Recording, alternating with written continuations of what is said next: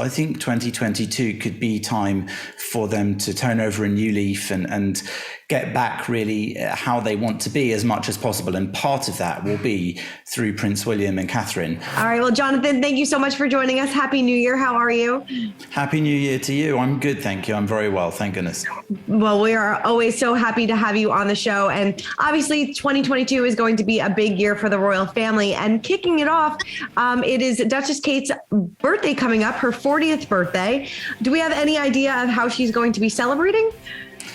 Well, we certainly have someone to compare it to, and I might get a bit of grief in the comments for this, but we saw how Meghan conducted herself for her 40th, and we can wonder whether or not Catherine's going to be doing the same thing. Meghan, of course, did that video where she had her new, let's say, initiative announced, where she was trying to help people to get back into work after many people had lost their jobs with COVID through mentoring. I don't think we'll be seeing anything similar from Princess Catherine.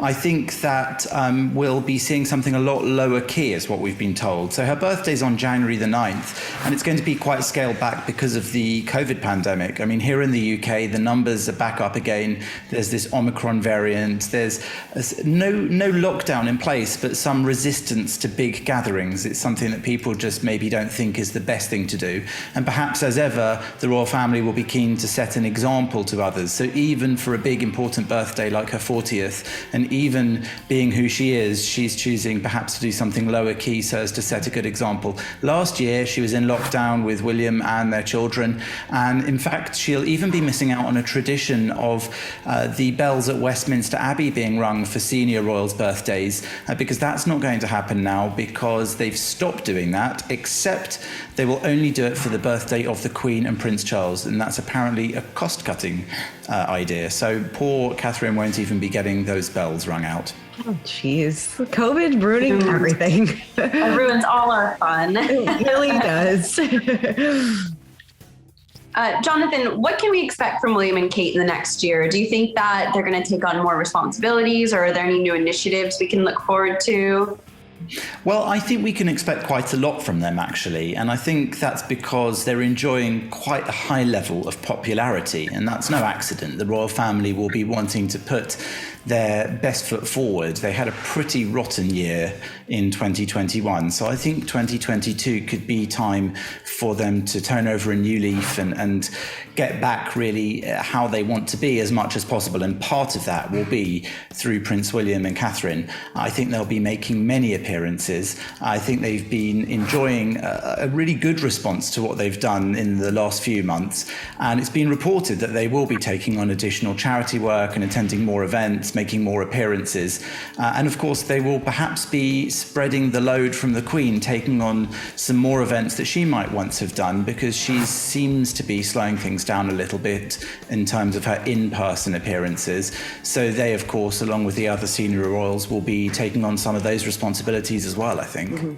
Do you think we'll see, kind of jumping off that, see more of Prince Charles as well? Since you said the Queen is probably going to be taking a little bit of a step back. I mean, she is 95 years old, and, you know, she has had some health issues the past couple months. So it seems like, you know, maybe she's going to kind of let go of some of these duties.